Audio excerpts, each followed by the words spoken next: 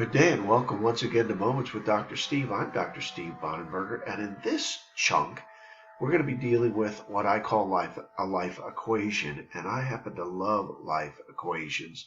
I build them all the time because I like to study physics, and I'm not a physicist. I'm not that smart, but I like to study physics, and I like to understand kind of the internal nature of how the world and the universe reacts and interacts with itself and with the things that are within its cosmos. Those are big words. It's kind of a word salad, but it just means I like these ideas. I like big constructs. And so the life equation we will be dealing with today is human suffering, and we will be addressing this as an ongoing topic for many days to come because I just find it fascinating to think about human suffering. And human suffering is then that uninformed trauma. That's the first big chunk, and we'll talk about that in days to come. Uninformed trauma that is connected with the derailing incidents, events, and happenings. We've all had these in our lives that are then connected to human avoidance strategies. We're all very good at that. And then that connect to and create lifelong stoppage and obstructions that are observable. It's a lot of words, but we're going to break it into simpler language, but I see it in my head. So as our days march along here at Moments with Dr. Steve, we intend to look at and unpack and bring understanding and sensibility and licks of healing and release to these known and unknown forms of human suffering. Human suffering is such an interesting topic for me because I'm in the suffering business. In many ways, I've been a man of sorrows in my own life, and we're never victims, so we never see it that way. But rather, what we are is people that understand that all humans suffer.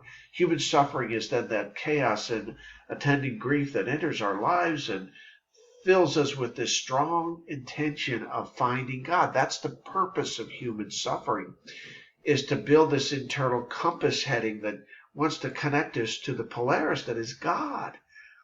Human suffering has one mission, only one mission. I remember one of my first classes in seminary, one of my professors said, the only purpose of human suffering is to create compassion. It was such a simple declaration, and it's taken me a lifetime to understand those words. Human suffering has one mission, to bring us to the place where we accept that God indeed is our source, and He is the source code of our relief. We will talk about that in days to come in a much more specific way. Human suffering often comes absent explanation. These people who are always trying to understand suffering, and sometimes there's no explanation. Sometimes people suffer. That's the answer. Sometimes we suffer, and that's the answer. Human suffering reminds us that no human is ever exempted from passing through these wide straits that lead to the ocean currents, of which are the discovery of God and His immaculate healing. I love that term. Human suffering is the idea that every one of us pass through the straits. These are wide straits. This isn't a narrow passageway. Every human passes through the wide strait of suffering. And its intention is to bring us to the current understanding of who God is and how to find His immaculate healing. Human suffering seldom reeks of reason. It's hard to explain why two objects collide at high speeds other than chance and circumstance, isn't it, huh? Why one person collides and another person avoids the pylon? Who can answer that? Human suffering suffocates joy. We know that to be a fact. Human suffering chokes off answers and tilts the bearer of the suffering towards God as sole sufficiency. The Apostle Paul said God was sufficient. That's a pretty good response to suffering, mandated mission. If you follow our work, as you lean into soul healing, you learn that we believe one of the primary elements of human and soul healing is to discover your mandated mission. If you follow us, you know that one day you will discover, because we believe it has been implanted, inserted by God inside of you, your personal mandated mission. Trust me, you have one of these, at least one.